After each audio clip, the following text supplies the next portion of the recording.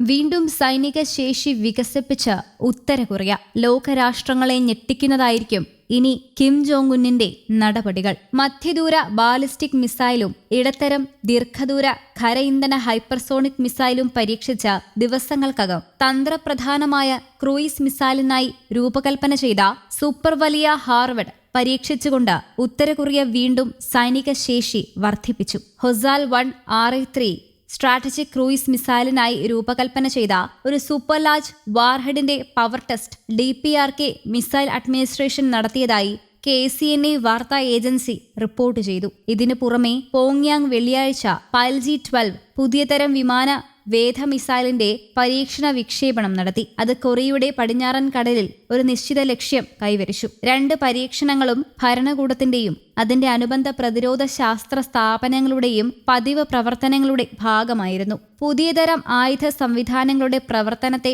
പരാമർശിച്ച് KCNA report ചെയ്തു. പരിശോധനകൾക്ക് ചുറ്റുമുള്ള സാഹചര്യവുമായി ഒരു ബന്ധവുമില്ല എന്നാണ് വിശദാംശങ്ങളൊന്നും നൽകാതെ റിപ്പോർട്ട് പറയുന്നത്. ഈ മാസം ആദ്യം ഉത്തര കൊറിയയുടെ കിം ജോങ് ഉൻ ഇടത്തരം മുതൽ ദീർഘദൂര ഖന ഇന്ധന ഹൈപ്പർസോണിക് മിസൈലിന്റെയും മധ്യദൂര ബാലിസ്റ്റിക് മിസൈലിന്റെയും വിക്ഷേപണങ്ങൾക്ക് മേൽനോട്ടം വഹിച്ചു. ക്യാമറയിൽ കിമ്മും യൂണിഫോം ധരിച്ച നിരവധി സൈനികരും മിസൈൽ അതിന്റെ ലോഞ്ചിംഗ് ട്രക്കിൽ സ്ഥാപിക്കുന്നത് കാണാമായിരുന്നു. പിന്നീട് പുകയും തീജ്വാലയും ബാക്കിയാക്കി മിസൈൽ കുതിച്ചു. സംസ്ഥാന മാധ്യമങ്ങളാണ് ദൃശ്യങ്ങൾ പുറത്തുവിട്ടത്.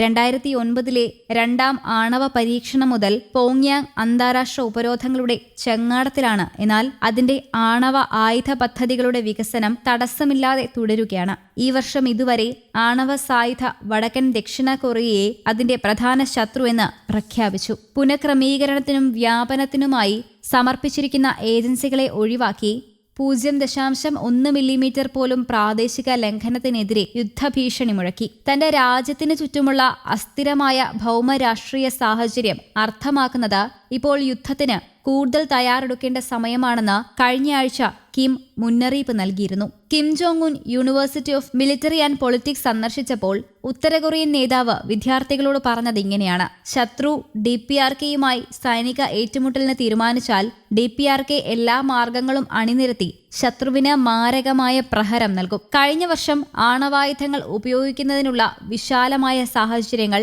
വ്യവസ്ഥ ചെയ്യുന്ന ഒരു നിയമം ഉത്തര കൊറിയ അംഗീകരിച്ചിരുന്നു. 2022 തുടക്കം മുതൽ ഇത് ഏകദേശം 100 ബാലിസ്റ്റിക് മിസൈലുകൾ പരീക്ഷിച്ചു. അവയിൽ പലതും US-നെയും ദക്ഷിണ കൊറിയയെയും ലക്ഷ്യമിട്ടുള്ള ആണവ ശേഷിയുള്ള ആയുധങ്ങളാണ്. തിങ്കളാഴ്ചത്തെ ഹാങ്സോങ് 18 വിക്ഷേപണം ഈ വർഷത്തെ ആയുധത്തിന്റെ 3ാമത്തെ പരീക്ഷണ പറക്കലായിരുന്നു. ആണവായുധം പ്രയോഗിക്കാനുള്ള ഉത്തര കൊറിയയുടെ ഏതൊരു ശ്രമവും കിം ജോങ് ഉൻ സർക്കാരിന്റെ അന്ത്യത്തിൽ കലാശിക്കുമെന്ന് US-ഉം ദക്ഷിണ കൊറിയൻ സർക്കാരുകളും ആവർത്തിച്ച മുന്നറിയിപ്പ് നൽകിയിരുന്നു.